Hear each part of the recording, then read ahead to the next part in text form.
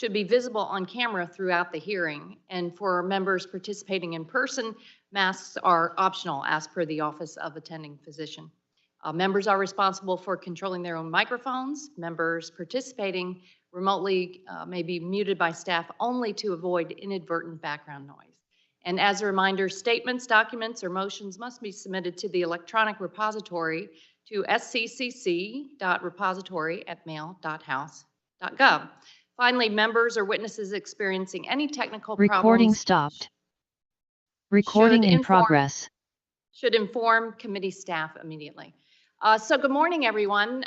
Thank you for joining us for this hybrid hearing on confronting climate impacts, federal strategies for equitable adaptation and resilience. First, let me say that our hearts are with the people of Ukraine this morning who are living through unimaginable circumstances.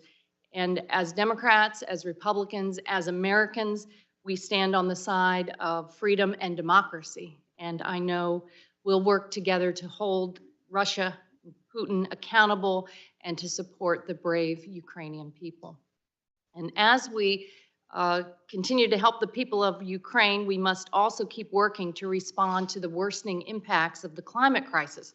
Today, we will hear about the need to develop a national adaptation and resilience strategy that focuses on a way to activate all sectors and levels of government to deliver actionable climate risk, science, information, and tools, while also helping drive the funding and investment for vulnerable communities. So I'll recognize myself right now for a 5-minute opening statement. For decades, scientists have warned us that our reliance on fossil fuels is filling the atmosphere with heat-trapping pollution, raising global temperatures and fueling extreme weather. They warned us that rising temperatures would lead to worsening disasters, stronger heat waves, and longer droughts. And those predictions are now our reality. Families and businesses are dealing with the costs and the consequences of climate inaction. And while we can still avoid the worst effects of climate change, some effects now are unavoidable. But it's not too late, however, to avoid some of the worst scenarios if we act now. While we take ambitious steps to keep climate change from getting worse, we must also urgently confront the impacts that are already here. That means developing a national adaptation and resilience strategy, one that delivers actionable tools and resources to frontline communities across America. It means taking global action to helping communities develop climate resilient economies. It means safeguarding our food and our farmers. And it means investing in strengthening housing and infrastructure, directing growth towards safer ground, and prioritizing investments to our most vulnerable people. We must engage in the adaptation planning designed with local partners, engaging them early and meaningfully so that we can benefit from their insight and experience. And we must do this in ways that are equitable, sustainable, and urgent. It's one thing to read about climate impacts in a scientific report. It's quite another to feel them in your own neighborhood. But that's what's happening across America. Just last year, climate-fueled disasters affected 1 in 10 American homes, according to an analysis by CoreLogic. And in the summer, the Pacific Northwest experienced a deadly heat wave with record-shattering temperatures of more than 110 degrees. The Southwest is in the midst of a 20-plus year mega drought, the region's most severe in the last 1,200 years. And over the next 30 years, the National Ocean Service estimates that flooding will be 10 times as common in communities like my own in the Tampa Bay area, where sea level could rise as much as 12 inches. The latest report from the Intergovernmental Panel on Climate Change presents one of the starkest warnings to date. Even if we meet our most ambitious climate goals, the world's leading scientists predict that we will suffer losses. We may lose most of the world's tropical coral reefs by the end of the century, as well as much of our glaciers and polar ice. We will continue to lose species and ecosystems at a rapid clip. And if we don't act decisively, we'll face widespread human suffering with destabilized food production, water scarcity, and a global economy plagued by uncertainty. It's a dire economic picture that we simply cannot allow to happen. However, the IPCC report also contains a message of hope and of urgency. Every dollar we spend today on adaptation and resilience can save us between $4 and $7 in the future. And investing in resilient infrastructure can save lives and lessen the impacts of extreme weather. That's why we work to pass President Biden's Bipartisan Infrastructure Law, which includes the largest investment in resilient physical and natural infrastructure in American history. The infrastructure law invests over $50 billion to protect against droughts, heat, floods, and wildfires. It includes $1 billion for FEMA's Building Resilient Infrastructure in Communities, as well as $3.5 billion for flood mitigation assistance. And it makes historic investments in wildfire resilience, water infrastructure, transportation planning, and grid resilience. But there's still progress to be made because today, the United States has no comprehensive federal approach for climate adaptation and resilience planning that builds on what's happening at the local level. The results of an inefficient ad hoc system will exacerbate the risks in our local communities. It'll exacerbate risks to our economy and the people we represent. So today we'll hear from experts on how Congress can help Americans adapt to climate impacts in a way that's equitable for every community. We'll talk about the tools needed to help communities manage unavoidable climate impacts, and we'll explore ways to boost resilience across the nation. I'm really looking forward to our conversation today. Thank you, and at this time, I'll yield 5 minutes to Ranking Member Graves for his opening statement. Good morning. Thank you, Madam Chair. Thank you all for being here, the witnesses and the members. Thank you for being here. You know, resilience is important, and I'm very proud we have a great local leader, Parish President Matt Jewell here from St. Charles Parish. That's our, the rest of you have counties y'all hadn't caught on yet, but he's the leader of one of our units of local government in our counties, and a guy that was out there waist deep, neck deep in water for Hurricane Ida, throwing sandbags, trying to save his community. Resilience is absolutely critical in Louisiana, and he's going to talk today a little bit about risk rating 2.0, about this change within FEMA that has been made that causes extraordinary rate increases in flood insurance. People in his community and adjacent communities going somewhere from $560 a year to $7,000, we believe one even $9,000 in a year. I don't know. This is insane what's going on. What we need to be doing is protecting communities. But Madam Chair, I actually want to go in a little bit different direction today. We're sitting here talking about resilience. This is the Climate Committee. We're supposed to be dealing with climate issues. And all this committee's been doing, all this Congress has been doing, is sitting here talking about how we're going to move to renewable energy solutions. That's what we're going to do. We're going to move to renewable energy solutions. We're going to chart this new path on energy. Look at what is happening right now. As a result of completely failed governance, a lack of an energy policy. No isn't an energy policy. Opposing everything isn't an energy policy. Look at what's happening today. As a result of all of these people out there saying these things that are not tethered to science, are not tethered to data, and the people in the media that are being entirely complicit with it, it's not funny anymore. We've reached maximum gasoline prices. Emissions are going up. We're going from buying oil from Russia to, oh, look, we're going to pivot to Iran and Venezuela. I have people calling me, in fact, including people that are constituents of President Jewell. They're saying, I can't afford to fuel my car to go to work. It's not funny. You're not achieving any objectives that you're trying to achieve. None. Emissions are going up as compared to President Trump. Prices are insane, and we have energy insecurity. There is not an energy strategy.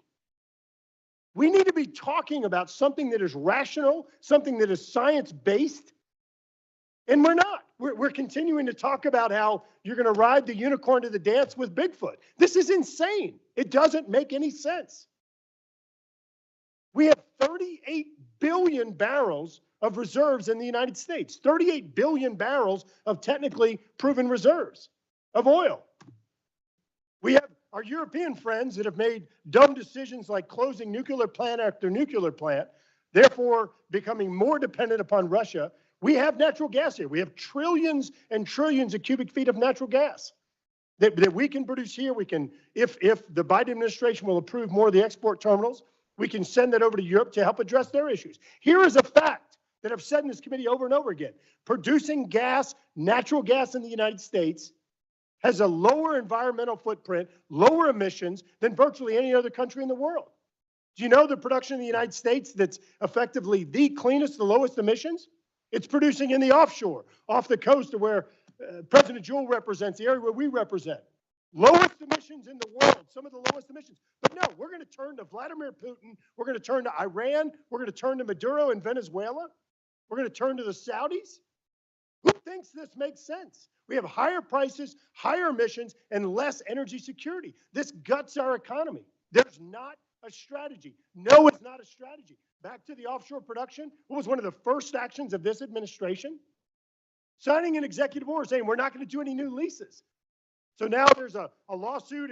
They told them they had to do it, then told they don't have to do it, and the administration's just sitting there on it. We have the solutions in the United States. At the State of the Union address the other night, the president said, we want to buy America. We want to buy America, or American.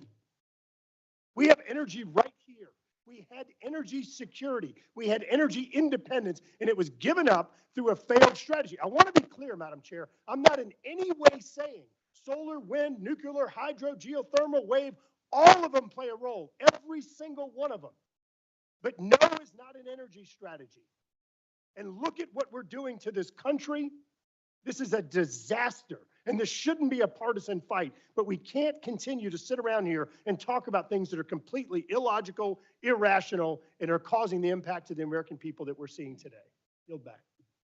Right, I thank the gentleman from Louisiana. By the way, I'm going to go ahead and introduce our witnesses, but we will be going into recess at some point because we're going to take a vote today on banning oil and gas exports from Putin, from Russia. So I know you may want to correct your remarks when you say we're dealing with Putin and oil and gas, because we are going to ban oil and gas exports, just like President Biden announced. Okay, so I want to welcome our witnesses today. We have an outstanding panel. Dr. William Salecki is a professor in the Department of Geography and Environmental Science at the Hunter College and City University of New York. An expert in urban environmental change, resilience, and adaptation. Dr. Salecki founded the CUNY Institute for Sustainable Cities, which works to make cities part of the solution to sustainability challenges. He was an author of the UN Intergovernmental Panel on Climate Change, Working Group 2's summary for policymakers and chapters on climate risk to cities, and a coordinating lead author of the U.S. National Climate Assessment chapter on urbanization, infrastructure, and vulnerability. Dr. Laura Hansen is the executive director and chief scientist at EcoAdapt. Dr. Hansen leads EcoAdapt's work to support professionals in adaptation and management sectors. She serves on the UN Intergovernmental Panel on Climate Change and is a United States Environmental Protection Agency bronze medalist. Dr. Hansen previously worked as the chief climate change scientist for the World Wildlife Fund, where she created their International Climate Change Impacts and Adaptation Program. Would you like to introduce Mr. Jewell? Sure. Madam Chair, we're joined again by St. Charles Parish President Matt Jewell. President Jewell, I'll remind you again, we have parishes in Louisiana, not counties. He is the chief executive elected official for the parish. President Jewell grew up in St. Charles Parish. He actually worked up here and did staff work with Congressman Scalise, worked for the United States Department of Energy, is a fellow beekeeper, and I'll tell you, just a great guy that has his heart and soul, complete passion for the parish and compassion for the people that he represents. And I think you'll see in his testimony today what a great resource and perspective he'll be providing to the committee. Thank you. And Dr. Lauren Alexander Augustine is the Executive Director of the Gulf Research Program at the National Academies of Science, Engineering, and Medicine. An expert in water, natural disasters, and resilience, Dr. Augustine currently oversees the management and use of criminal settlement funds directed to the National Academies from the Deepwater Horizon disaster.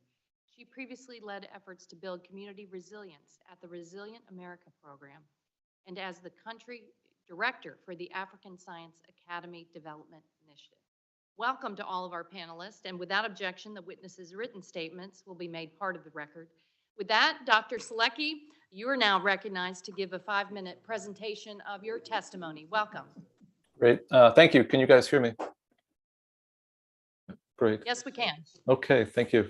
So Chair Castor and Ranking Member Graves and members of the Select Committee, thank you for inviting me today. And thank you for your commitment to the climate change issue. What I'm going to do is speak about the report and some of the findings from it. A key statement that comes out of the summary for policymakers from that report released last week is that the cumulative scientific evidence is unequivocal. Climate change is a threat to human well-being and the health of the planet. Any further delay in concerted global action will miss a brief and rapidly closing window to secure a livable future. The report content really highlights an advanced understanding of climate change-driven impacts, including many significant shifts that increase the risks faced by the world's ecosystems and society.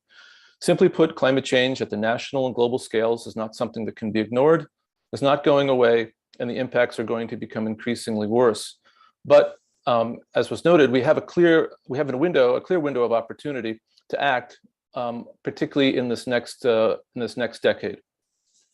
The report presents a clear and compelling assessment of widespread global impacts of climate change. Evidence also continues to strengthen the assessment that the impacts will increase significantly if and when global warming exceeds 1.5 degrees Celsius, or about 2.7 degrees Fahrenheit, with approximately about 1.1 degree of warming already observed. For North America, some of the key impacts observed in the report include the following. Climate change has negatively impacted human health and well-being. Food production is increasingly affected by climate change. Extreme events and climate hazards are adversely affecting economic activities across the US and have disrupted supply chain infrastructure and trade. North American cities and settlements have been impacted increasingly by severe and frequent climate hazards and extreme events, which have contributed to infrastructure damage, livelihood losses, damage to heritage resources, and safety concerns. Terrestrial, marine, and freshwater ecosystems are all being profoundly altered by climate change across the region. Now, the report also assesses what to expect in the near future in terms of future risk, but also talks more specifically about where and why adaptation is being effective or not. And one of the things that is really relevant here is that there is some good news. The good news is that more and more adaptation strategies are being planned, implemented, developed, and implemented. Many pilot projects and local experiments are ongoing, and various types of infrastructural,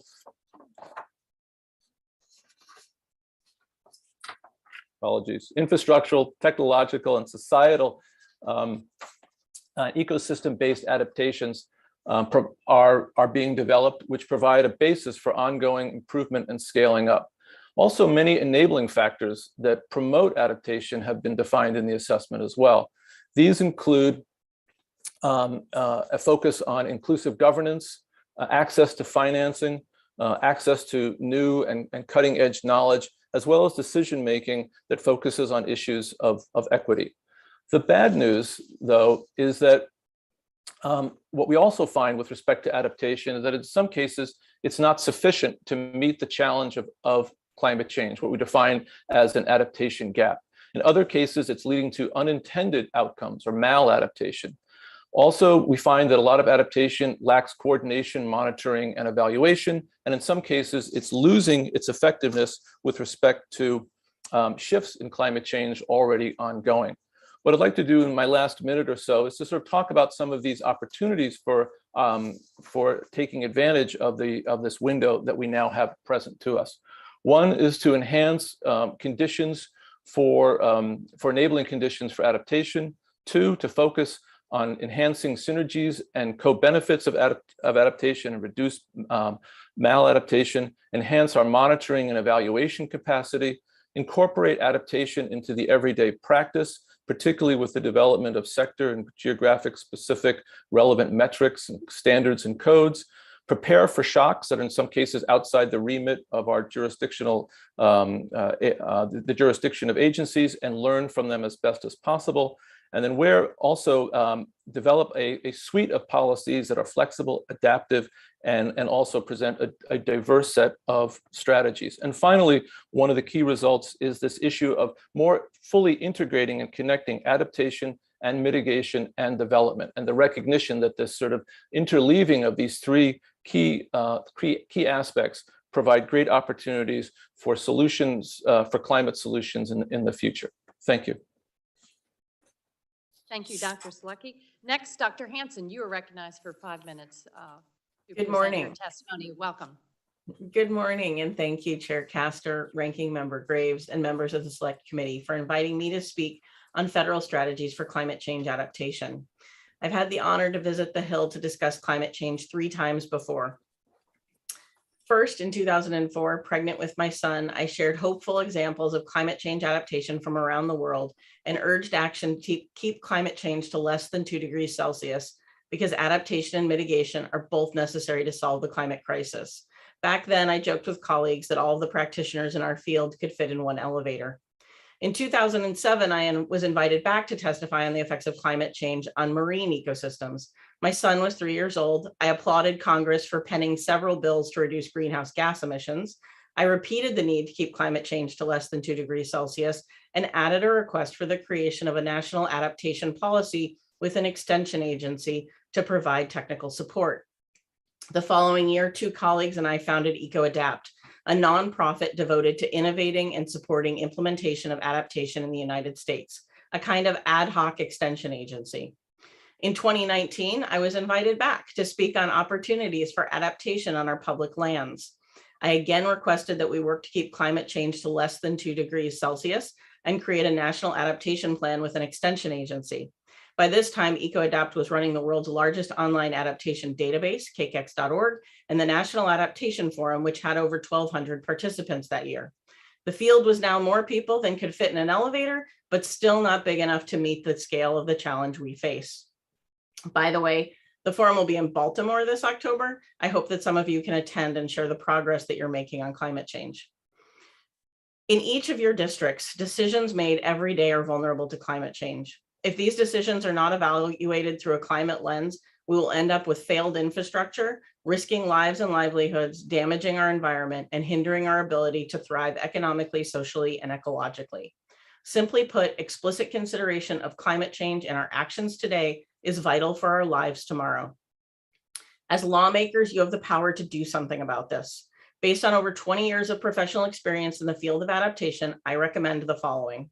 1, create and implement a national adaptation plan that requires the evaluation of climate change impacts on all funding and regulatory decisions. 2, create a national adaptation and mitigation extension agency to provide technical support to public and private parties at the federal, state, and local levels.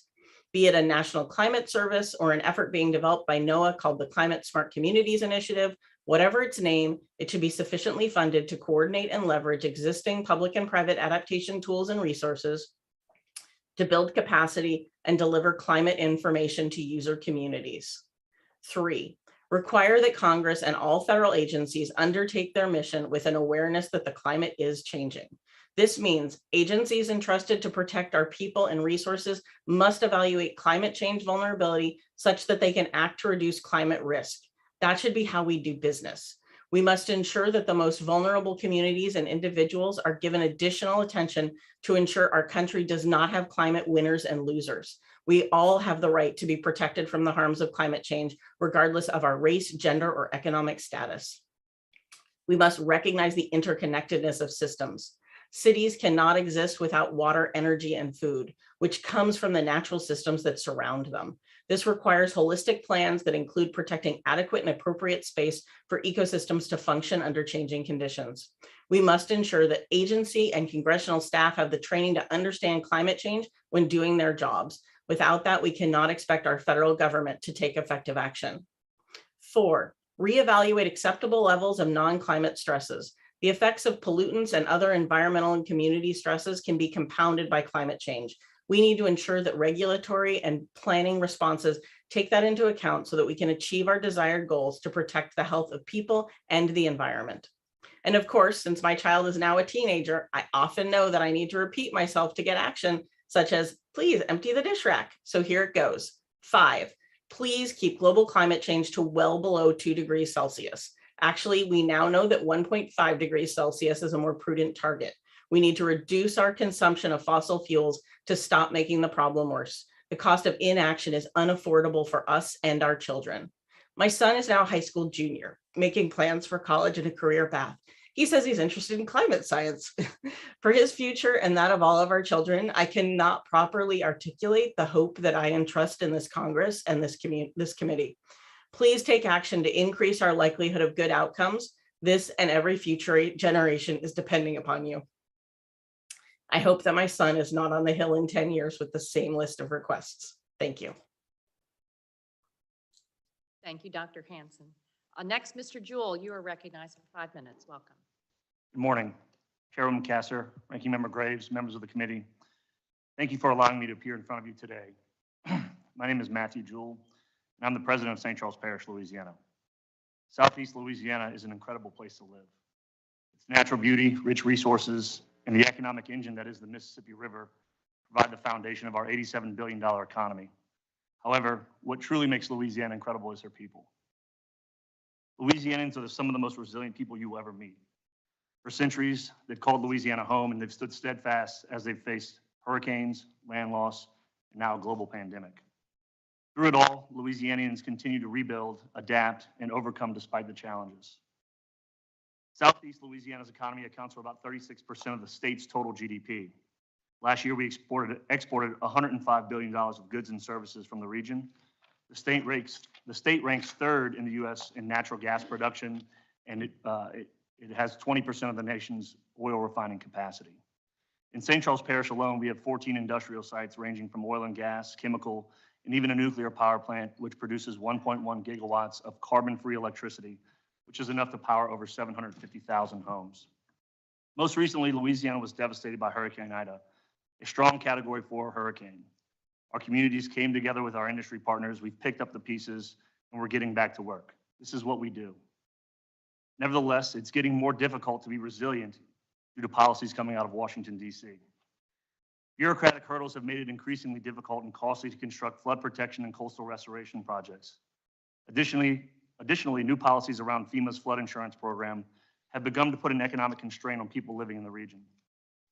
To reverse these impacts, we must begin by cutting the red tape on coastal restoration projects designed to restore our wetlands to their natural state, and time is of the essence.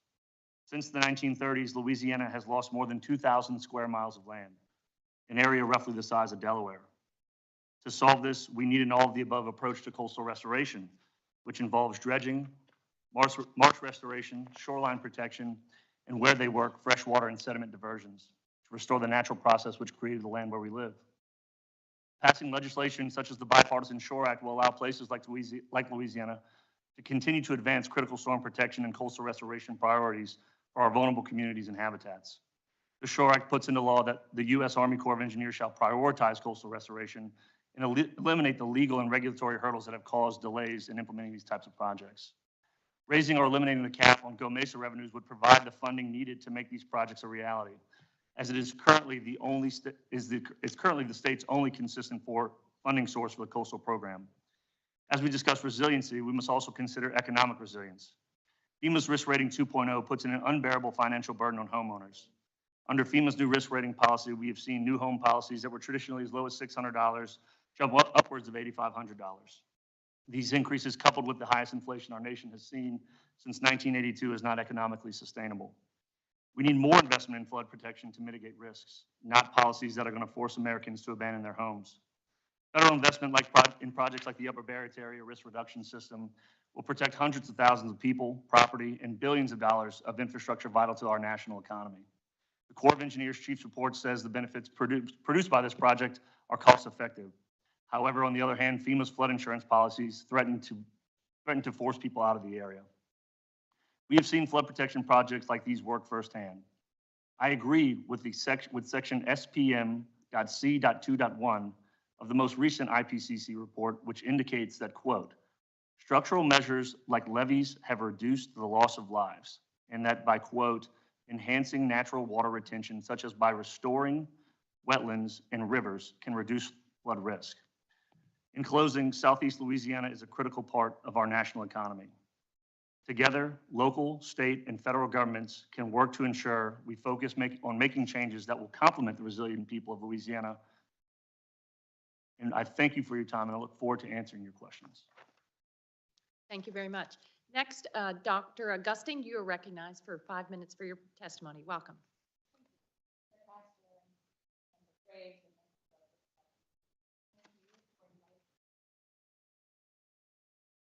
Is that better? Okay. Thank you for inviting me to testify today. My name is Lauren Alexander Augustine, and I'm the Executive Director of the Gulf Research Program at the National Academies of Sciences, Engineering, and Medicine. The Academies has done much work on climate issues that may be of use to this committee, but today, the views I represent are my own. So equity, resilience, and adaptation, these are important and pressing issues of our time. And I'm going to talk about three things in the 4 minutes and 30 seconds left. I'm going to talk about the interconnected pieces that drive resilience, what resilience is and how it works, and the fierce urgency of now. So the interconnected pieces are the environment, the economy, and the people, just as Mr. Jewell just said. And on the environment, the scientific consensus is unequivocal that climate change is a threat to human well-being and planetary health. But we can see some of these changes for ourselves just over the past few years. Storms have been getting more frequent, more intense, more expensive. Hurricane season in 2020 was the most active in U.S. history. Hurricanes Michael in 2018 and Ida in 21 were the two of the 5 strongest storms in U.S. history. And now 2017 is the most expensive hurricane season in U.S. history, removing 2005 with Katrina, Rita, and Wilma, and pushing that to second. So these hurricanes mostly happen in the Gulf of Mexico, where oil and gas is an economic powerhouse for the region and the country. And in all of my community resilience work, one thing is true. A healthy economy is foundational for resilience. So in 2019, almost all of the offshore oil and gas in the U.S. came out of the Gulf of Mexico. More than half of the natural gas and about half of the nation's crude oil are produced in that region. Even still, we see Louisiana and Texas planning to greatly reduce their greenhouse emissions and dependence on fossil fuel. In fact, Louisiana just published its first climate action plan last month to achieve net zero greenhouse gas emissions for the entire state economy. As these changes occur, we must ensure that the economic engines remain strong. And then there are the people. Climate change is a threat and risk multiplier. This means that they magnify the inequities that already exist in society on race, income, language, mobility, such that those who are disadvantaged, they see their disadvantages compound when disasters strike. There are other vulnerabilities as well. 100 million people live on the coast in the US, 60 in the path of hurricanes. And people continue to move to the coasts. So we see these kind of stack up in pricey ways.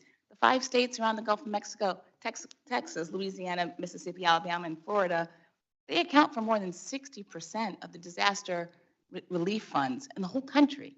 So if we can find a workable balance in this region, we can find a solution for the country. So what is resilience? In my view, resilience is like a zipper. And we've heard about the pieces here, the economy, the people, the data, but when all of this is undone, they don't do much good to anybody. It's when they're connected that it turns into something useful, strong, and protective. So the environment, the energy, there's like teeth on a zipper. And the top end is like the federal resources and authorities, but it's the base of the zipper. The part that gets it all started, it's the local communities. And so the GRP, specifically in science, kind of more generally, we're like the slider and the pull that connects the local communities to the federal resources and vice versa. So we did this in November 21, just a couple months ago. We organized what we called a serious game around federal investments on infrastructure for more resilient infrastructure in the Gulf of Mexico. And we brought the local Gulf experts together with federal representatives to address questions like bang for your buck on federal investments on infrastructure. And how do we work with federal funds to make sure private assets don't become public liabilities. It was a really successful event, and we're going to run it again in the Gulf region this spring, because we need these examples of effective connections across science, across communities, and across the federal agencies. So in my last 30 seconds, let me just talk about this fierce urgency of now. Dr. Salecki and everyone on the panel thus far has talked about this window is closing. But I just want to kind of emphasize that if it's closing, it means it's still at least a little bit open. And so we can act, and we can act now. And the future generations are depending on what we do today. They're going to know what we knew, when we knew it, how we chose to act. And we could wait and take no action, or we could start now to ensure equity and resilience for all. We have strong science. We have a once-in-a-generation opportunity of an infusion of resources. And we have a collective motivation to design communities, energy, economies that bend towards resilience for all. We want, in other words, in 100 years, the people of that time to look back on us today and say that we did the right thing. I thank you very much for this opportunity to testify. Thank you very much. Now we'll move to member questions. I'll recognize myself for 5 minutes for the first round.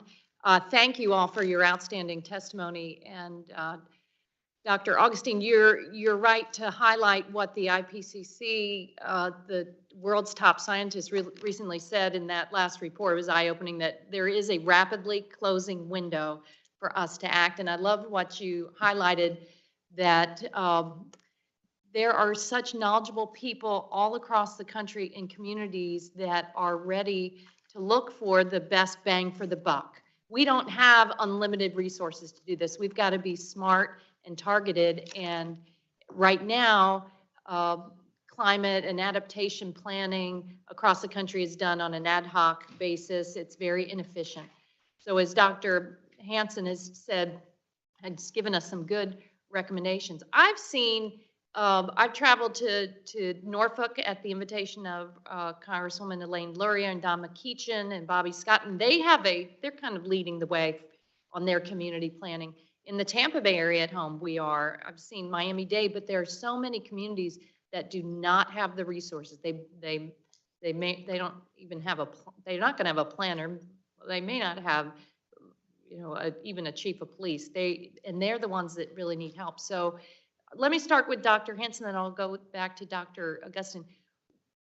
We've put in some money in the Bipartisan Infrastructure Law for FEMA, building resilient communities, but we don't want to be in emergency response mode. We want to be proactive up front. What's the proper structure? What agencies need to be involved? And then how do we empower communities across the country? This cannot be top down. It has got to be from the bottom up, listening to folks like Mr. Jewell and other local officials and experts on how we plan to adapt. What do you say, Dr. Hansen?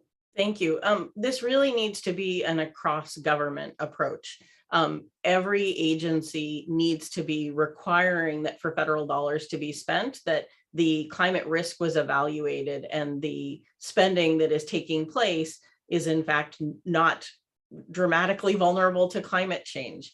But that also is going to require local planning that has that as its climate lens as well. So we absolutely don't want it to come to FEMA having to do the repairs. Fortunately, FEMA now has a different course of action than it used to. Previously, FEMA would require that you build back in the same location the same way in order to get those funds.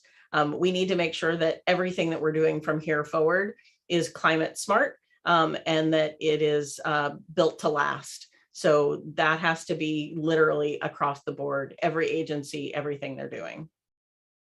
Okay, and Dr. Augustine, thank you for your work in the wake of the worst environmental economic catastrophe, the Deepwater Horizon. I still remember it very well, even though oil didn't wash up on the coast of Florida, my neck of the woods. Boy, it devastated our economy. And we're still living with the environmental impacts as well.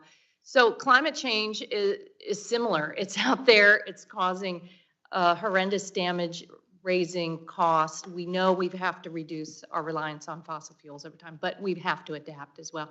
What's going on at the local level? What do you recommend to us to empower local communities so that we do have that grassroots approach, that they are making the decisions on when funding comes down to adapt?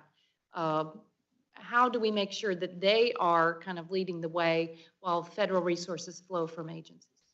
I think this is a great question, and I would say that the appetite is very strong at the local level. It's amazing, the public servants like Mr. Jewell and others at this local level really want better information. They want actionable information. They want me and my science community to provide information that they can use, that can be understood, that relates to where they live. Not to put words in your mouth, but this is what we hear. And so one of the things that comes to mind is that we do start at that local level to the degree that we can. And in my experience, there's many communities that are crying out for help. They want some people to help them interpret data, translate information that seems quantitative or even confusing, and they don't know what to do with it. So with that, I think that I can go back to my little zipper analogy, because there are a lot of federal resources, most that come after a disaster.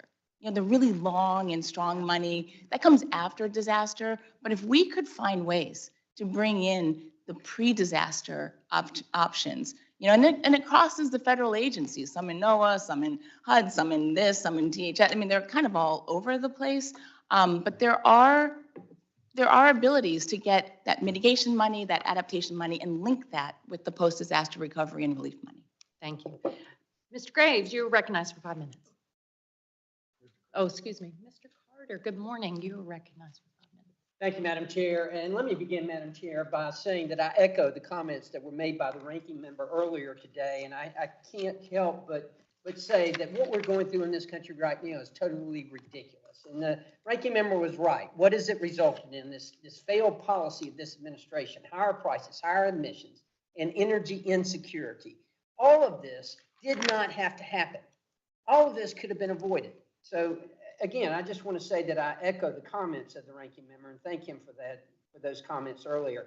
Mr. Jewell, I wanted to ask you, President Jewell, I apologize, and two things I want to disclose before I start. First of all, I was a mayor in another life. I've served at the local level, I've served at the state level, now I serve at the federal level. So I know exactly what you're experiencing here. Secondly, and most importantly, two of the most precious people in my life live in Jefferson County and in Jefferson Parish, excuse me, in Metairie. 1-year-old and a 3-year-old, 2 granddaughters there.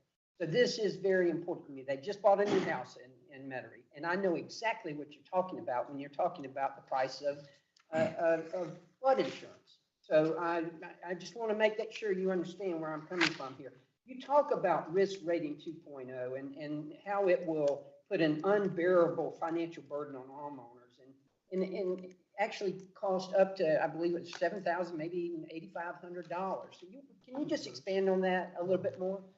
Yeah, thank you, Congressman Carter, for that question. And let me just say that St. Charles Parish borders Jefferson Parish. We're about a 10-minute drive from Metairie. And what's interesting that we're seeing around these new policies, not just in St. Charles Parish, but in Jefferson Parish, where they're actually protected by the HISDRA system, which is the Hurricane Storm Risk Reduction System that was designed by the Corps of Engineers. It's a 100-year storm protection system. Under the old NFIP, that played a very big role under how much you paid for flood insurance. If you're protected from that 100-year storm, you don't have that same risk.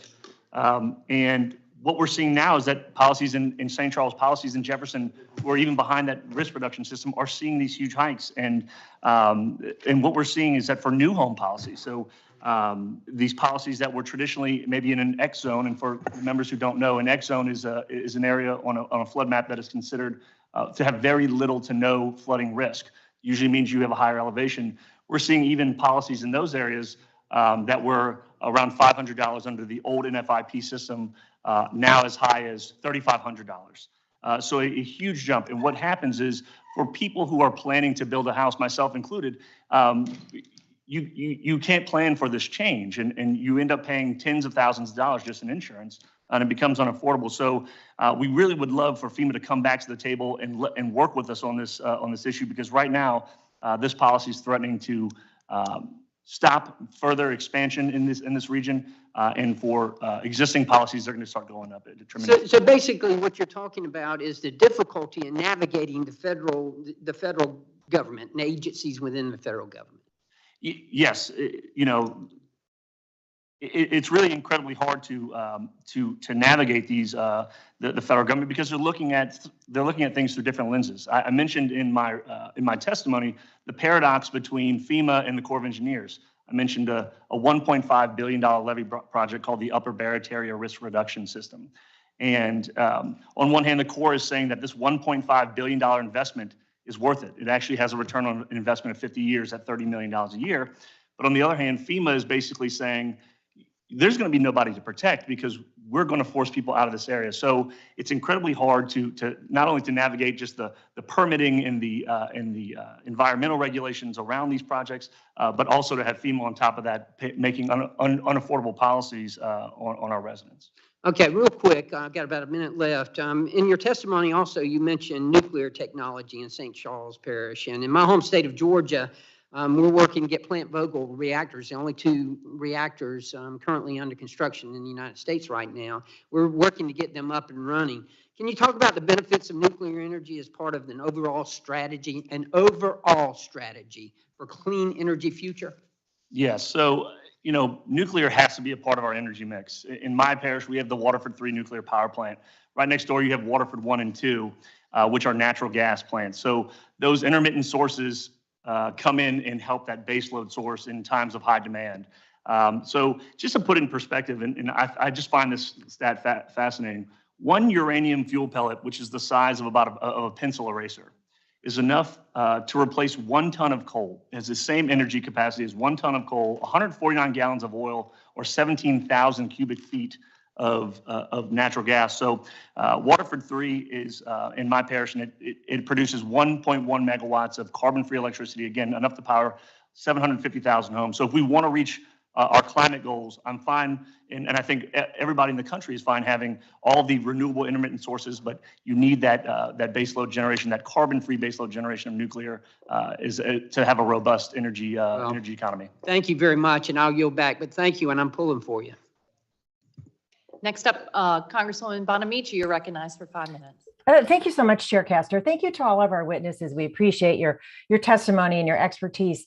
I want to start by noting, especially in response to some of Dr. Augustine's testimony, that yesterday in the Committee on Science, Space, and Technology, we heard from NOAA, Department of Energy, NASA, and the GAO, specifically about their adaptation and resilience strategies, including their interagency collaboration and the use of climate data in agency planning, implementation, and outreach. And I just want to put that on the record because there's a lot of connection with what we're talking about today.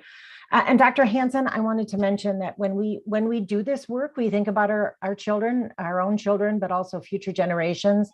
My son, who is now 33, was born just 2 months after James Hansen. I don't know if you're related, then with NASA.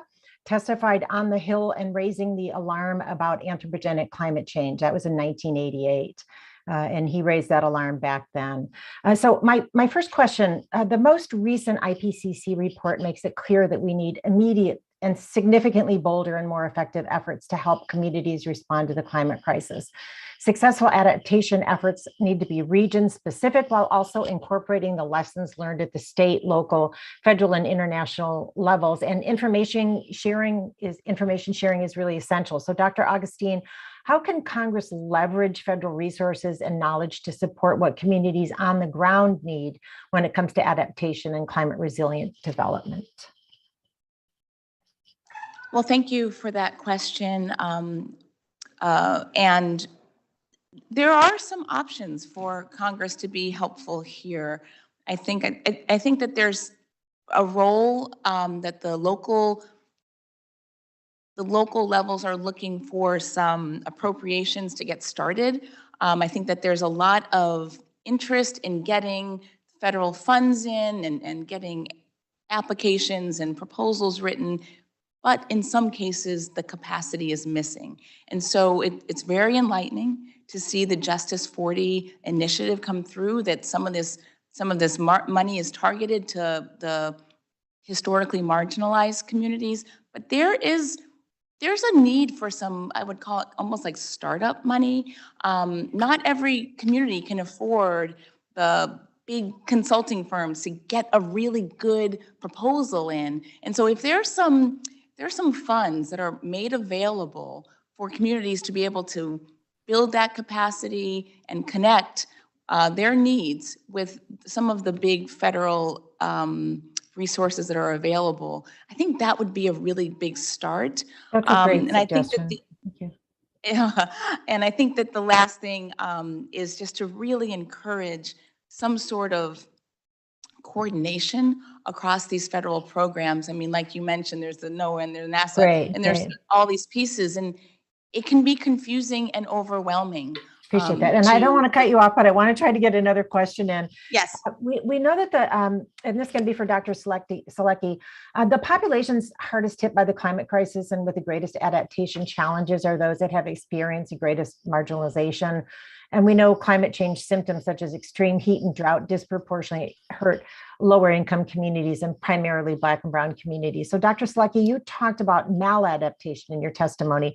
If adaptive planning does not account for inequities, how can that lead to maladaptation? And I want to note that in Portland last year, it was 116 degrees. So in answering this question, please use extreme heat as a starting point.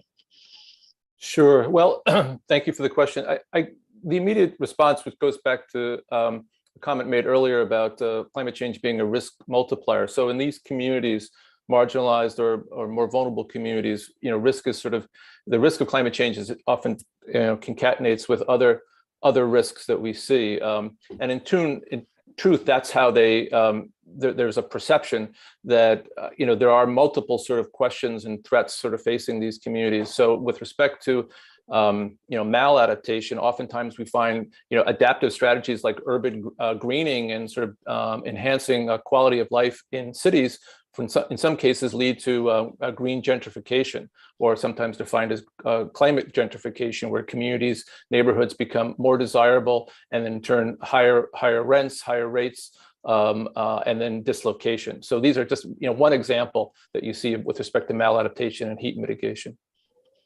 That's very helpful. And it looks like I'm just about out of time, so I yield back. Thank you, Madam Chair. Thank you. At this point, due to votes on the floor, we're going to take a quick recess for 10 minutes so folks can vote on this motion to adjourn. Then we're going to come back and try to keep going before the next round of votes. Committees.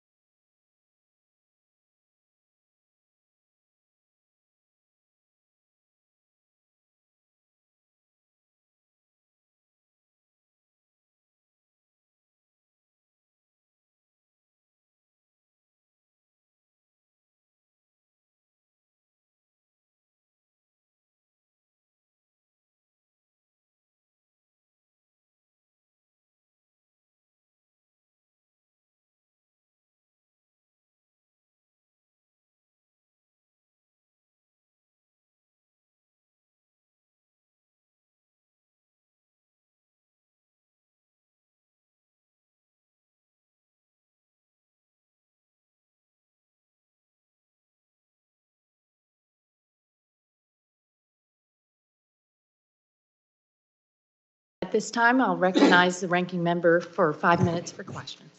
Thank you, Madam Chair. Madam Chair, I want to respond to your comment earlier about the Russian oil ban. So you're right. There's a bill on the floor that was, I think I saw the text on it at 1:30 a.m. along with text of it's 17 pages. There's about probably 5,000 pages of text that was dropped last night at 1:30 a.m.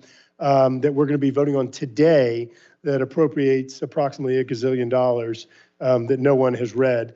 And that bill, so let's talk about, give or take a little bit. So let's talk about those two things real quick. Number one, on Russian oil ban. I have proposed amendments to bills in the Transportation Committee, the Natural Resources Committee, to ban Russian oil now for about 3 years, and every single Democrat on the committee has opposed that legislation. So we're gonna shut it down now. We're gonna ban Russian oil now because it's politically popular. Because what happened was, rather than producing energy domestically, we instead last year nearly tripled the importation of Russian crude oil into the United States. Nearly tripled it, which then funded effectively Putin's aggression in Ukraine. The last time that Putin invaded Ukraine was Crimea. That was back when we were similarly in a Democrat administration, and we were similarly dependent upon Russian oil at a peak level. There's a trend there, Madam Chair. So what we're going to do now is we're going to ban it, but we're going to ban it absent any type of strategy to backfill. For the people that don't do this on a daily basis, Russian oil is a heavier oil. You can't take light oil and send it to a heavy refinery. You can't make some of the products that you make from heavy oil with light oil. There's no backfill strategy. So yes, prices are going to go up. Yes, this was totally preventable. And it's a result of failed or really just no energy strategy. Now let's go over to the 5,000-page appropriations bill. President Jewell, you represent St. Charles Parish, ground zero for some of the incredible devastation from Hurricane Ida. Let me see if I remember this right. So on September 30th, we appropriated funds for 2021 disasters, including Hurricane Ida, about a month after the storm. To date, not one penny of the funds has even been allocated, which simply announces how much of it is going to go to Louisiana for Hurricane Ida. After they announce the allocation, they then have to do a Federal Register notice that sits out there. You then have to do an action plan on how you're going to spend the funds. The action plan has to be considered and reviewed. Then you can potentially start allocating funds. Let me put it in perspective. In the 2016 disaster, flood disaster, I think $1.7 billion was appropriated over 5 years ago. To date, $1.7 billion, less than $700 million of it has been allocated to flood victims. So the bill, the 5,000 pages includes zero additional funds for Hurricane Ida victims. Our Democrat governor in Louisiana asked for approximately $3 billion in funds. How does that make you feel that we're spending money on Haiti, we're giving funds to Ukraine, humanitarian aid, which I support, but we're giving nothing to the people that you represent? Well, thank you, Congressman. It's incredibly disappointing to hear that. We definitely support the funding going towards Ukraine, but it's incredibly important since we're still in the midst of recovery in Louisiana. We still have people living in temporary housing, people still actively trying to fix their homes, that we get the funding necessary to rebuild and to build back in a way that's going to be a little bit more resilient than what we've seen in the past. And to give you an example, we still have hospitals that have temporary roofs on them. We still have government buildings in my parish and other parishes that have temporary fixes and are waiting to fully recover. Yep, and you and I met with President Biden, and I want to be clear, I appreciate the president working with us on the first round of funding, but in terms of helping us get it in the appropriations bill, but no funds have been actually allocated or made available to the people that you represent. So this hearing's about resilience. St. Charles Parish is in the coastal zone under the Gulf of Mexico Energy Security Act. The parish is eligible for GOMESA aid, for aid that is tied directly to energy production. When this administration refuses to do a lease sale, despite court orders at one point, refused to do a lease sale for additional offshore energy, which I will reiterate, lowest emissions associated with domestic production, your parish doesn't get money for GOMESA. What do you use those funds for? What are you required to use GOMESA funds for under the state's constitution? Yeah, under the state's constitution, GOMESA funds have to go towards things like flood protection and coastal restoration, which are impacted by things like climate change. And right now, St. Charles Parish is actually is actually leveraging the dollars that we do get to get a bond and work on projects that are going to protect our So residents. said another way, the lack of energy production, the lack of following the law and doing the lease sales, it makes your parish more vulnerable at a time when they're trying to recover. Fascinating. Madam Chair, I'm out of time, but I think it's really important to note the relationships there. I want to thank President Jewell, and I do have some questions for the record for you on risk rating 2.0 and the implications of your constituents. Thank you for your leadership efforts in fighting that flawed policy. Thank you. Next up, Representative Caston, you're recognized for 5 minutes. Thank you, Madam Chair. I often find myself trying to imagine a situation where every American woke up every morning and got hit in the head with a hammer. And we would, if that happened, we would probably think, we should probably stop hitting people in the head with hammers. Alternatively, we could, spend a lot of money to invest in helmet technology. And President Jewell, you are dealing with the consequences of climate change and the helmets from levees to flood insurance and all the things you have to grapple with. And I have a lot of sympathy with my friend, Mr. Graves, because he represents a district where the economy depends on hammer manufacturing. That's really hard. And we've got to grapple with that. But I want to focus on the helmet because that was the subject of your testimony. The IPCC report that recently came out described climate change as, I think they said the rate of climate change is outpacing our ability to adapt. The NOAA report that just came out said that we've got 2 feet of sea level rise on the Gulf Coast by 2050. I'm just curious, you sitting there as the president of your parish, how many of the homes in your parish are within 2 feet of sea level? I don't have that number off the top of my head, but we do have a fair number of homes that are close to sea level or just above. Okay, so if I was to move to St. Charles Parish tomorrow and try to get a 30-year mortgage, because by 2050, that mortgage isn't going to be fully paid off. Could I get a 30-year mortgage if I was to move to St. Charles Parish? You absolutely would be able to get a 30-year mortgage, but you probably wouldn't be able to afford your flood insurance. Okay, and who's taking the risk of that mortgage? Because if you know it's going to be underwater in 30 years, who's holding that paper? The banks are. The Fannie and Freddie or the commercial banks? Commercial banks. I mean, there is still active lending going on in St. Charles Parish, in coastal Louisiana, because we've made such investments like in levees and flood protection to protect us. But where we're seeing a lot of the inaction are on some of the big coastal restoration projects because of the hurdles that we have to jump through. Do you carry much debt in your parish? Do I carry much debt? No. Yeah, no. If you wanted to go out and get long-term paper, if you've got a road you need to build where the cost of recovering that bond is going to get beyond 30 years, can you get that debt? Absolutely. What's happening there? No, absolutely. We just did a bond against our Go Mesa revenues, which is I think a 30-year payment as well. So, but again, that money is going into things like coastal restoration, flood protection, and things like that. Okay. Well, there was a CFTC report that came out under the Trump administration last year that looked at how financial risk was rippling through our financial sector.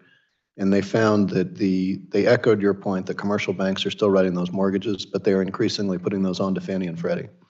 When I asked Chairman Powell last week if Fannie and Freddie were changing their risk profiles in response to that, he said no, but they should. I followed up by saying, okay, everything I know about finance, I spent 20 years in the energy industry. I built a lot of projects, raised a lot of money. Everything I know about finances, it depends on informational asymmetry. The old joke that if you sit at a poker table and you look around and you can't spot the fish, you better leave the poker table because you're the fish. And what that CFTC report found was that the more likely you are to be in a flood-prone region, the more likely the banks are to offload that risk onto Fannie and Freddie. So our failure to remove the hammer is causing the taxpayers to invest more and more in helmets, right? And the fear I have, and I think it goes to what all our witnesses are talking about, is that if we don't think about taking away the hammers, right? If we only focus on the helmets, we simply don't have enough money, right? And at some point, we're going to have horrible conversations, and the people who are going to lose are going to be the fish, right? The financial sector is going to move. And we got to focus on getting rid of those hammers, and I understand that pain. From a political perspective, with the time we have left, help us understand what happens to you if you don't get the money to invest in those helmets. If you have no choice but to tell people, all I can do is abandon the provision of this road. I can't rebuild that school. We simply can't protect that home. What happens to you politically?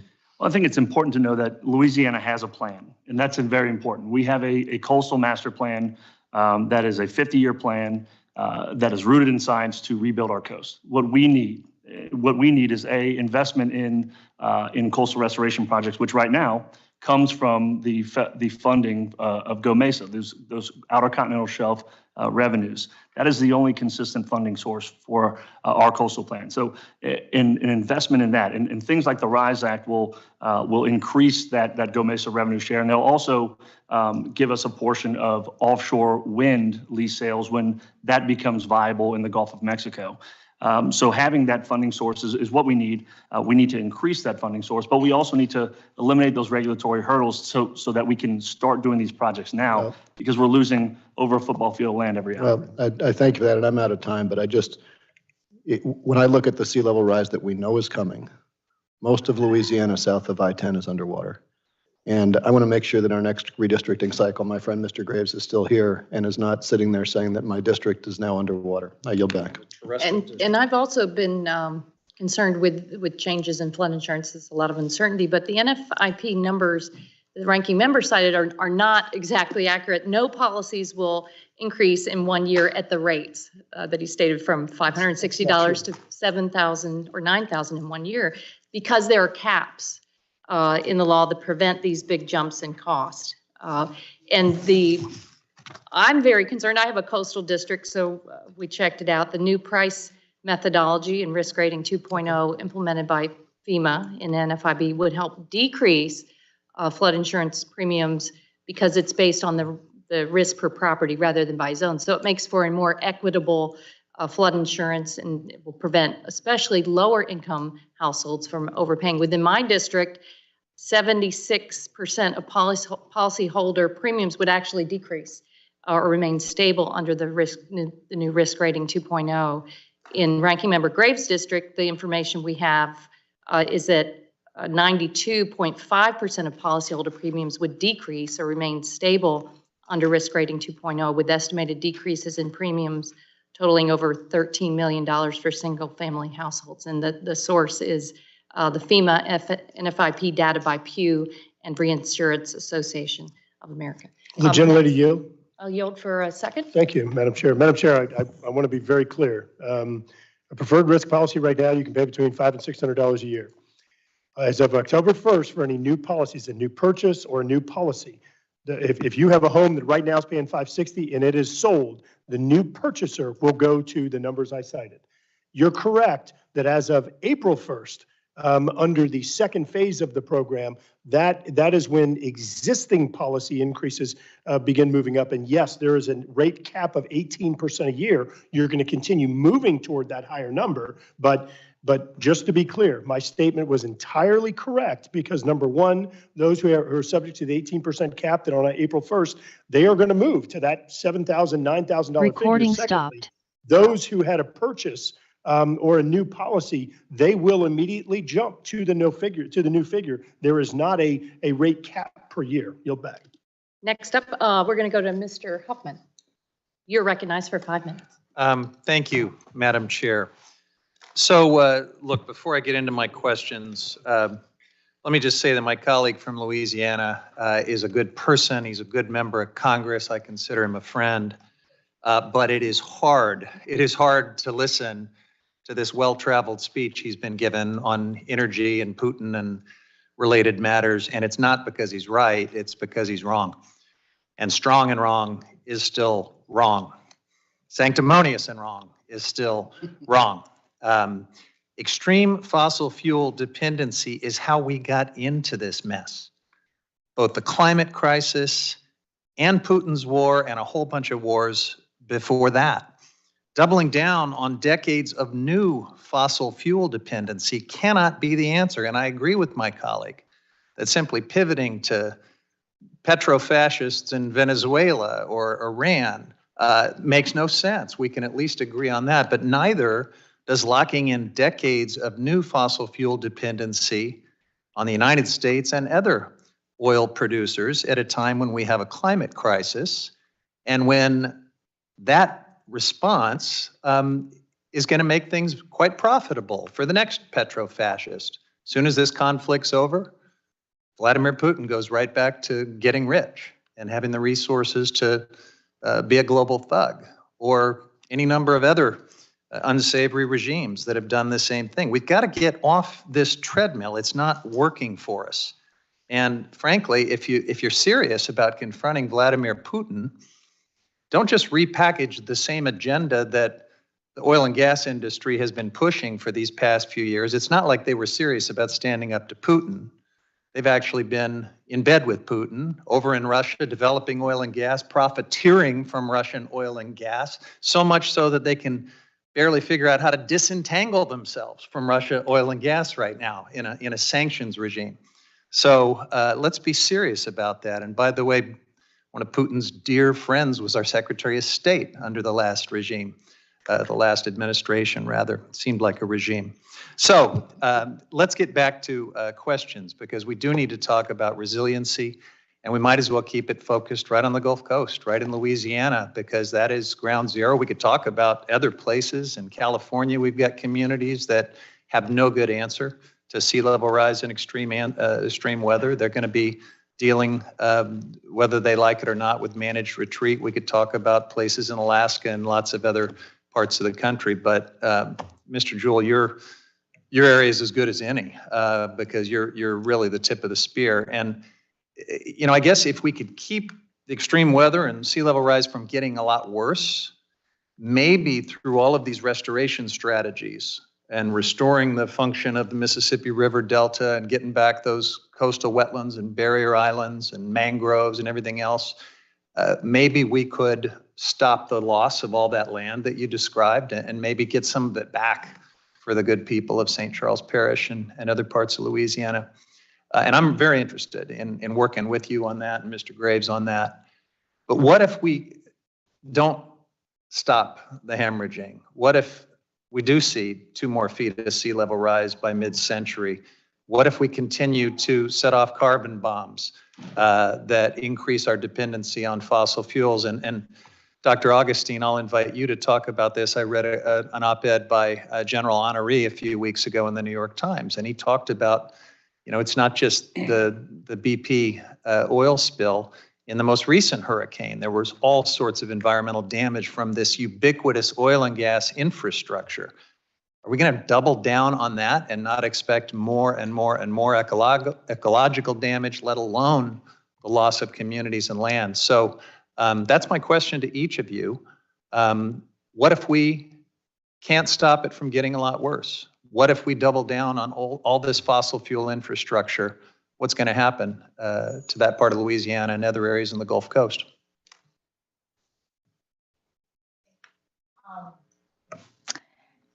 What happens if it doesn't, if we can't stop it from getting worse? That's a great question. It is the question that we have before us. And I would say that we kind of have to do 2 things at the same time right now. There are problems today that need solving, and we can't divert all of our attention away from those because people are here right now. At the same time, we do have to look down the road. We have to get past our myopia and think about these questions you're asking. What does it look like on the coasts with 2 feet of sea level rise? And what happens to those people who are living there? And so I think that, just very quickly, because I can see that the clock's going in the wrong way, on the coast, we do have to talk about either reinforcements, or we have to talk about movement of people. This is a very loaded topic, and it's very emotionally fraught. This is something that is part of the toolkit. And as far as the infrastructure, there is so much infrastructure in the Gulf of Mexico, for example, from the oil and gas enterprise. A lot of it's legacy, a lot of it's abandoned, and then there's new stuff coming. And so there's a big pipeline, no pun intended, that we kind of have to work both ends of that. There's a lot of work to be done. Thank you, Congressman, for the question. In the case of coastal Louisiana, in the sediment-starved estuaries that we have, if we do nothing as far as coastal restoration and flood protection goes, then our coastline continues to wash away into the sea as it has since the 1930s when the Corps of Engineers levied off the Mississippi River. And that's why it's incredibly important that we invest now in measures that are going to rebuild the coast. Again, our coastal master plan in Louisiana, which is a $50 billion, 50-year plan, is rooted in science, and it's rooted around Louisiana's economy. So I think that investing in that type of plan, restoring that coastline, protecting those shorelines is what we can do now while we look to reach some of our future goals. Thanks, Mr. Chair. Next, Representative Palmer, you recognize for 5 minutes. I thank the gentlelady from Florida and for our witnesses appearing today. I've been in contact with people in Ukraine by Zoom call. I've had 3 of these, and we're having this discussion about resilience here. And last September, there was an article came out about how Europe's energy policies and our policies was giving Putin the upper hand. That was in October of last year. And I just want to point out to my colleagues on this committee, you're having this discussion about the dangers we face from your inflated view of climate disasters. Inflated, absolutely inflated. And you're good on inflation, really good on inflation. But there are more people killed in 2 weeks in Ukraine because of these, I won't use profanity, these policies than died in the United States from any natural disaster from 2010 to 2020. And I just wonder what your ideas we should have been presenting to Ukraine in terms of resilience. You talk about structural damage in the United States, building losses, other infrastructure losses because of natural disasters, and you literally are watching in live television cities being leveled in Ukraine because of the asinine, short-sighted, ineffective energy policies of this country, and particularly this administration and this Congress. And I just wonder what we should be saying to the people of Ukraine, Mr. Jewell.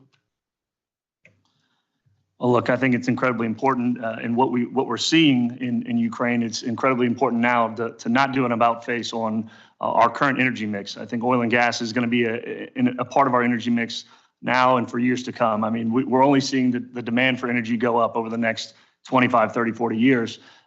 So we should be showing the world what needs to be done to invest in an all of the above strategy and show the world what a robust energy economy looks like by investing in things like nuclear and renewables and continuing with what we know how to do. The people in Southeast Louisiana are experts at taking oil and gas out of the ground and doing it safely and cleanly with the best standards in the world. So we need to make sure that our energy policies don't let other countries who don't do things to that high standard and who are not allies of the United States pick up that slack. There are now over 2 million refugees from Ukraine flooding the borders of Poland to escape this disaster inflicted upon them by, and I mean, it's a number of things. I'm not so naive to think that Putin might not have tried this, but he certainly wouldn't have the resources that he has today to carry out this invasion against Ukraine. I point out that there are more people died in 2 weeks in Ukraine than died in the entire world from natural disasters in 2020. And you pick any random person in the world in the 1920s, and there was a 0.01% chance of dying due to an extreme weather or climate event. Today, 2020, that's 0.00025% chance of dying as a result of an extreme weather event. Yet we're so wrapped around the axle about this that it's blinded us to history. It's blinded us to what's actually happening in the world, and we're responsible for it. I want to ask. I mean, one of my colleagues mentioned the predictions for these disasters. I'll just read one prediction to you, that the greenhouse effect will desolate the heartlands of North America and Eurasia with a horrific drought causing crop failures and food riots. The Platte River, Nebraska would dry up, while a continent-wide black blizzard of prairie topsoil will stop traffic on interstate, strip paint from houses, and shut down computers. Dr. Augustine, do you agree that that's going to happen? You're asking me a very hard question. That is, I have no problem saying I'm not really sure. But I would say on your fatality statistics, we have come a long way, in a good way, on reducing fatalities to extreme weather, and that is a good thing. I think that it says a lot about how far we've come, that we are now measuring our losses in terms of assets and economic losses. I've enjoyed your testimony because I think you're a serious person, and I commend you for it. And I just say that was a prediction by Dr. Michael Oppenheimer in 1990. He predicted it would happen by 1995. And Madam Chairman, I would like to introduce into the record a list of 107 catastrophic predictions that haven't come true. All right, we'll take that and review it and dispose of the motion at the end of the hearing. Thank you. Thank you. Next up, Representative Escobar. Welcome. You're recognized for 5 minutes. Thank you so much, Madam Chair. Thanks for this hearing. You know, it is, as we talk about, and clearly that's what we're going to talk about mostly today in this hearing, as we talk about the crisis that we're facing in Ukraine with a madman who's decided to invade a democracy and a friend. And we talk about the oil dependency that we have had as a country. And somebody mentioned the word history. Let's take a look at history and the fact that we are still so dependent and even addicted to fossil fuels. And no one on the other side of the aisle is talking about how that's been the problem. Some of the same people saying we need to drill more and we need to do more drilling are some of the very same people who have stood in the way of our ability to advance sustainable forms of energy. And so if we had led the way decades ago, as we should have, we would not be in this position where we are debating these issues. And one of my colleagues mentioned migration and refugees and asylum folks who are, I'm sorry, if you don't mind, Representative Graves, I can't hear myself think with your talking. Thank you. I live on the U.S.-Mexico border, represent El Paso, Texas, and we have seen a record number of refugees, many of them driven by the climate crisis. And so we can talk about a multitude of problems that are fueled by our addiction to fossil fuels, and the answer is not to drill more. The answer is to finally work together, and I hope that we come to a point where Democrats and Republicans alike can work together on renewable energy so that we can finally end this addiction that is at the root of so many of our problems. While some of my colleagues want to continue to focus on more drilling, in my community, we don't have that luxury. We are facing record generational drought that is eliminating our green valleys. We are living with record heat that is killing people. And so I don't know how we're measuring death and how we're measuring success, but I think all we need is common sense to see that the impact is deadly, and we need to act. So in my community, we're working on drafting a framework. I brought together stakeholders who are going to help put together a framework for all our local entities, for the public sector, the private sector, for key stakeholders, on how we begin to find a solution as we go forward in our own community, in the absence of real action on Capitol Hill. And these climate action plans are really important, but they're expensive and they're hard.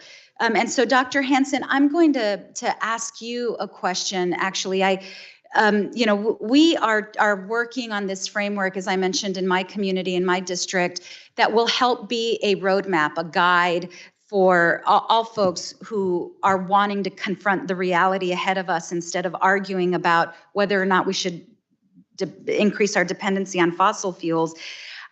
Dr. Hansen, how has the program, or how have your programs at EcoAdapt helped environmental justice communities? I mentioned how expensive these plans are. I live in an economically disadvantaged community.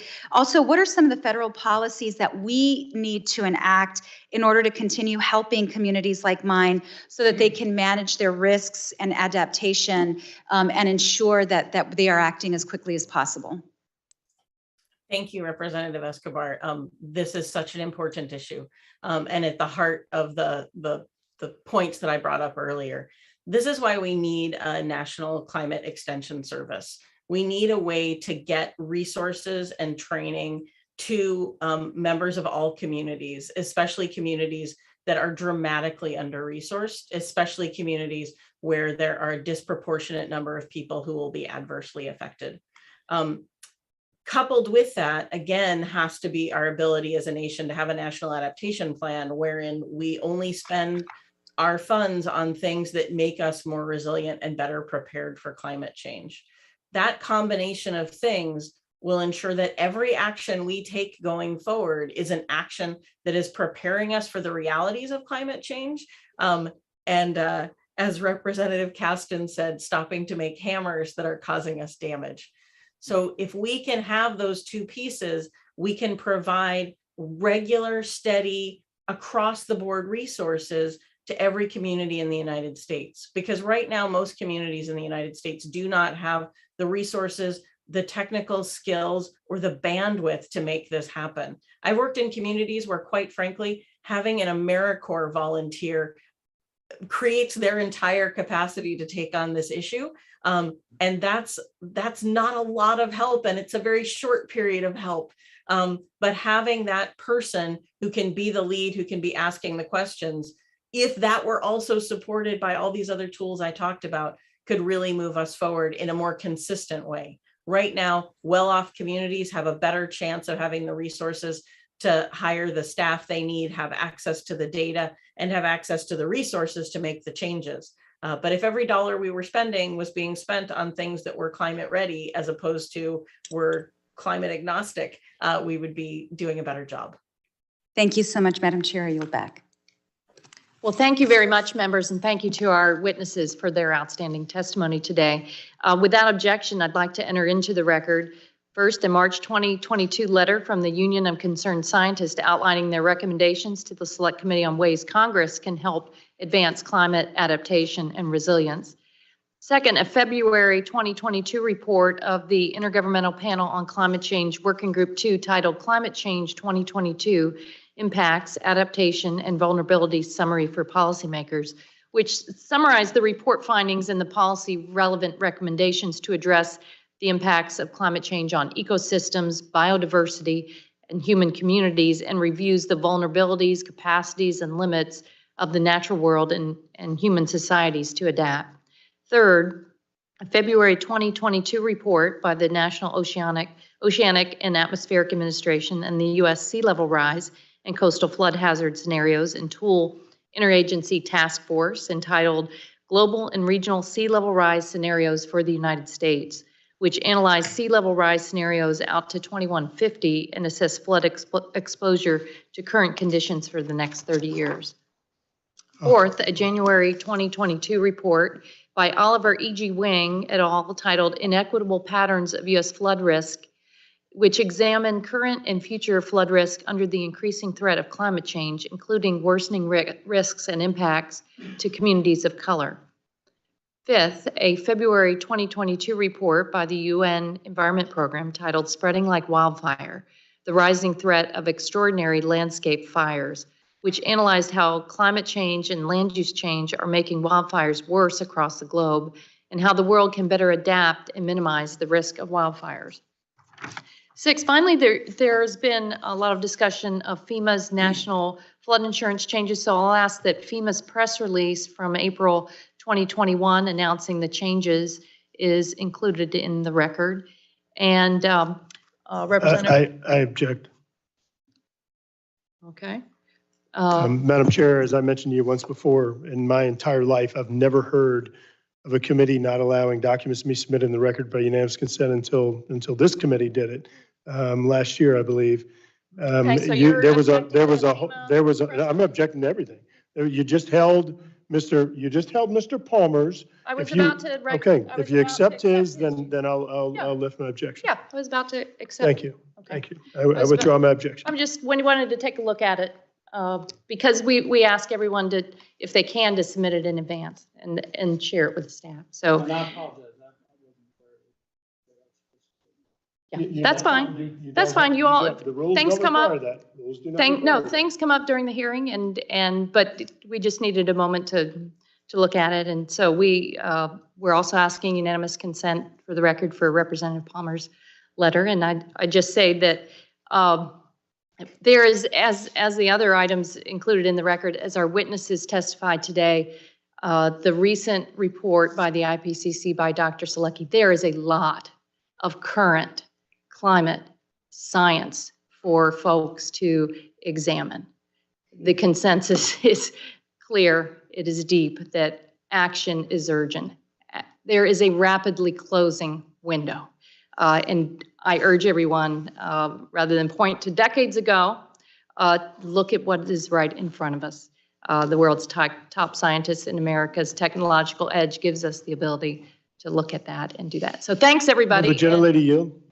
We'll yield for a moment. Sure. Thank you. Madam Chair, my friend from California, and he is my friend, Mr. Huffman, who came down to St. Charles Parish and went on an airboat tour to see our coastal problems down there. He mentioned a few things that I do think is worth getting balanced news or information in the record. He said fossil fuel dependency is the problem. Madam Chair, the Biden administration's EIA says that developing countries are going to need between 44 and 80% increase in natural gas.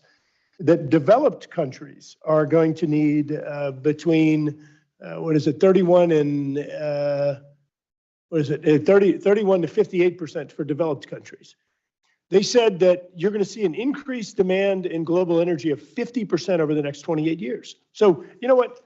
I too, and I've told you this before, I too would love if we could just make everything magically run on pixie dust. I would, but right now, that's not possible. The Biden administration says it. So we've shown before that if we stop producing, all that happens is other countries produce, and they do it with greater emissions. We can't go devise energy policy strategies that are designed on nothing, that are designed on pixie dust. We can't do that. Thank you. So no, Madam Chair, you just spoke for 2 minutes without any recognition. I'm just asking for the same courtesy. Go ahead. Well, Madam Go ahead, Chair. but we're going to. So Madam Chair, every member. I'm going to have order and I'm going to adjourn. I'm going to give you a little bit Thank you. longer Thank you. to go, but Thank you. Please wrap it up. Madam Chair, every Democrat member of this committee voted against banning Russian oil. Every member of this Democrat, yes, it is true. All right, well, the gentleman I will some of the time that he doesn't have. and voted against motion to recommit, voted against my amendments in committee. The only president in recent time or over the last 5 years that's reduced emissions is President Trump, not President Biden. So we've got to stop talking about all these things that are actually doing the opposite of what makes sense for the environment. And folks are out there doubling and tripling down on things that have contributed to energy insecurity and greater emissions. California and the European Union are two perfect examples of fatally flawed strategies, and I'm happy to yield my friend.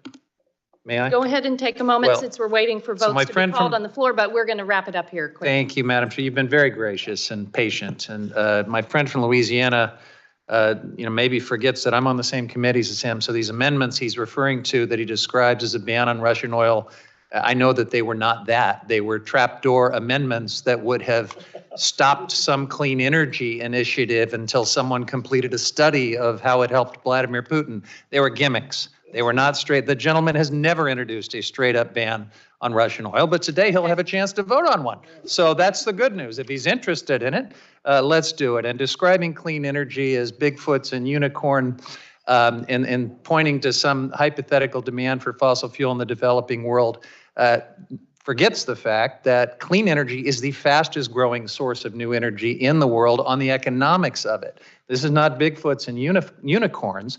And I've told the gentleman that we could also talk to some drug policy experts and they would say there's an almost infinite demand for more fentanyl. And we know it'd be, and we know it'd be really bad if we let people get it. But we're not powerless. We're not powerless to change hypothetical demand curves. With that, I yield back. Thank you all again for a robust debate. Look forward to the next committee hearing very much. But thank you again to our witnesses for our hearing today on confronting climate impacts and the federal strategies for equitable adaptation and resilience. The committee is adjourned. I got the last word.